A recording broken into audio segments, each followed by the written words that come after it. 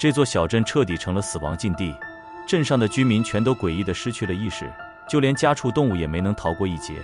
军方士兵做好了万全准备，可一旦踏入禁区范围，还是会毫无征兆地晕倒在地。而剩下的幸存者不知道的是，这座小镇即将发生更诡异的事情。欢迎收看科幻惊悚片《米德维奇布谷鸟》，这里是数字美食频道，我是老高。英格兰西北部的米德维奇小镇，居民们原本过着无忧无虑的自在生活，直到这天，小镇上接连发生了离奇的事件。首先是家里的电器变得极不稳定，灯泡忽明忽灭，收音机里也满是嘈杂声。紧接着电力彻底中断，许多居民都察觉到了异常，警局的电话几乎被打爆。工程师分析完数据后得出结论，电力异常主要集中在学校周边的几条街区，感觉像是受到了电磁脉冲的干扰。可小镇的变电站并没有出现故障，这场事故来得莫名其妙。临近傍晚，维修工人还在排查停电原因时，马厩里的马匹突然变得焦躁不安，他们暴力踹开木门，飞快地朝着街道上奔去，似乎在逃避什么可怕的东西。小镇上的年轻人没有意识到危险即将降临，只有少数人发现天边亮起了诡异的光线。紧接着电力莫名恢复，居民想关灯却关不掉。小男孩惊恐地抬头望向天空，那几团光线汇聚成黄色闪电，以极快的速度劈在了学校操场上。随后，更诡异的事情发生了，学校周边的所有居民毫无征兆地摔倒在地，就连那些马匹也没能幸免，他们像失去意识一样躺在地上一动不动。整个小镇仿佛被人按下了暂停键，瞬间陷入死一般的寂静。女主苏珊当时正在伦敦和网友约会，她是米德维奇小镇上的心理学专家，10多年来独自抚养女儿长大，深深体会到单亲母亲的不易。这天，她留下患有社恐症的女儿，独自前往伦敦约见聊了好几周的网友，阴差阳错地躲过了这场诡异的灾难。忙完正事后，她发现家里的电话一直无人接听，而且赶回小镇的所有列车都因那边的电力问题停止运行。苏珊只好乘坐出租车往家赶。然而即将进入小镇时，她发现唯一的入口被警方拦住，原来官方下达了封锁令，禁止任何人进出小镇。苏珊一头雾水，完全不知道发生了什么。好在她从小在小镇长大，下车后抄了条小道绕过封锁，可女儿的电话仍然无人接听，苏珊不由得紧张起来。忽然，她看到几名身穿防护服的人正在靠近一位昏迷的居民，领头的男子拴着一根绳索，神情小心翼翼，似乎在防备着极为恐怖的东西。可当靠近昏迷的居民时，那位救援人员竟然也栽倒在地，不过他很快就被同伴用绳索拉了回来。目睹这一切的苏珊暗自心惊，眼看工作人员发现了自己，她拼命朝着家的方向狂奔，结果下一刻，苏珊也毫无征兆地昏死过去。这起诡异的事故很快引起了管理层的高度重视。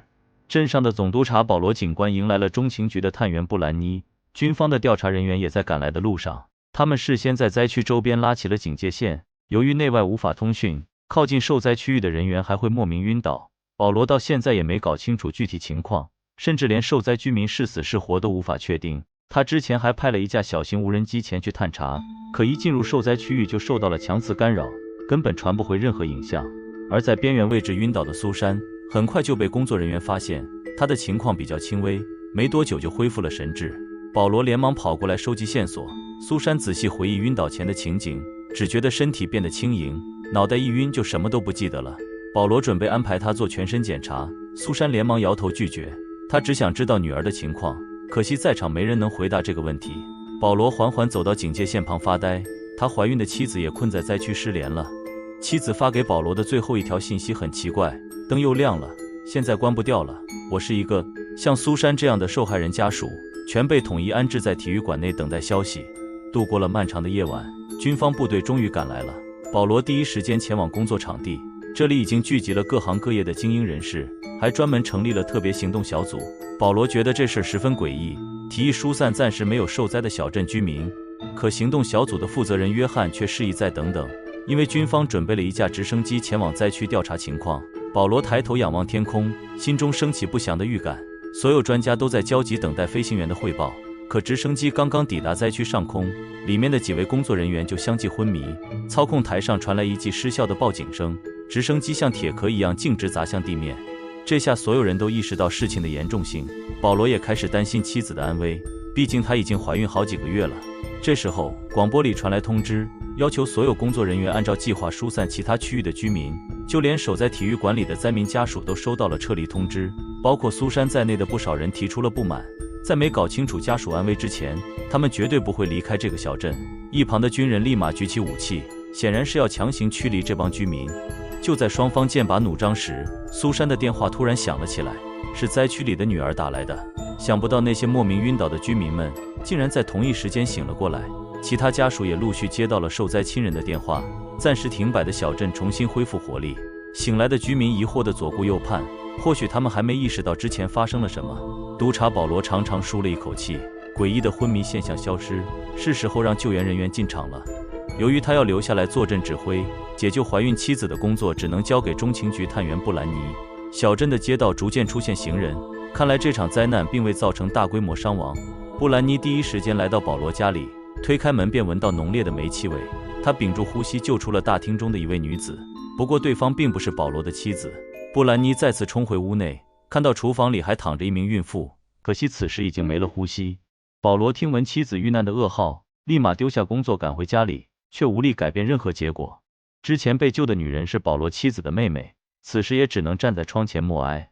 苏珊乘坐警车回到小镇，终于跟自己的女儿会合，可不知为何，这位女孩竟然抬起手掌，轻轻附在自己的肚子上。几乎是在同一时刻，那些醒过来的年轻女性，无论是已婚的还是单身的，似乎都感觉到肚子里多了什么东西。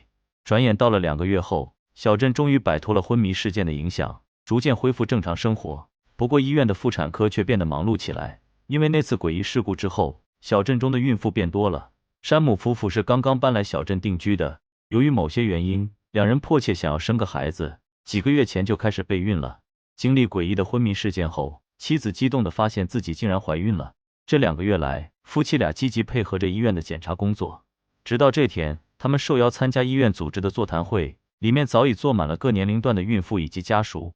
见参会者都到齐了，站在台前的医疗专家向众人交代了一个可怕的事实：在座的所有孕妇都是在停电昏迷的那个晚上受孕的。尽管一部分人早有心理准备，可现场还是一片哗然。尤其是医疗专家表示，他们至今也没找到怀孕的原因。不过有一点值得庆幸，大家的胎儿一切正常。总督察保罗也请众人放宽心，特别行动小组还会深入调查下去。然而山姆夫妇完全无法接受这个事实，他们满心以为是因为自己积极备孕才怀上的，结果却是这种莫名其妙的原因。天知道这是不是某个不为人知的实验。保罗再三强调，那晚的经历是他们也无法解释的诡异现象，不排除其他势力操控的可能。官方已经将其判定为红色等级，这意味着在座所有人必须签署保密协议，不能对外透露有关怀孕的任何信息。这下众人的情绪更加激动了。山姆妻子直言要找律师，可大家很快发现自己的手机没信号了。这时候几位大兵持枪走进来，保罗耐着性子解释，这件事已经上升到国家安全的程度，他们根本没有拒绝的权利。苏珊是带着怀孕的女儿来此旁听的，由于女儿一直单身，她也认为怀孕的事情非同寻常。官方秉持谨慎的态度并没有错。随后又有几个人站出来现身说法，在场众人终于被说动，纷纷点头答应签署保密协议。其中还有一项是无条件配合检查实验，因为官方也很想知道婴儿的父亲到底是谁。可并不是所有女性都接受了怀孕的事实，尤其是一些单身女性，她们并没有做好成为母亲的准备。其中有3个女孩决定做手术放弃，可在医院签署协议时，头顶的灯光忽然闪了几下。随后众人的目光变得呆滞，没签协议就集体站起身，如同提线木偶般快速离开了房间。冥冥中似乎有种神秘力量在暗中庇佑这些即将出世的孩子们。以上就是米德维奇布谷鸟第1期的内容，到底是外星人作祟，还是无法解释的科学现象？知道答案的朋友请在评论区留言，后续老高会继续更新这部悬疑剧。另外，如果你想观看这部剧，请在公众号搜索数字美食频道，关注数字美食频道，聊天框发送000001即可免费看这部影剧。除了电影，还每天定时更新各类菜肴教大家制作。这部剧的开篇就充满了悬念，诡异的昏迷事件，神秘的光线，集体受孕的离奇现象，一步步将观众带入一个充满未知与惊悚的世界。每一个情节都让人好奇背后的真相，那些神秘力量究竟来自何处？孩子们的身世又会带来怎样的故事？让人对后续剧情充满期待。好了，这部剧就暂时到这里了。同时请帮忙点赞订阅支持下数字美食 YouTube 频道，还有老高自己的频道老高看电影，谢谢大家。打开小铃铛马上就能更快收到更新。再见。点个关注哦。感谢宝子观看，要记得按时吃饭哦，拜拜。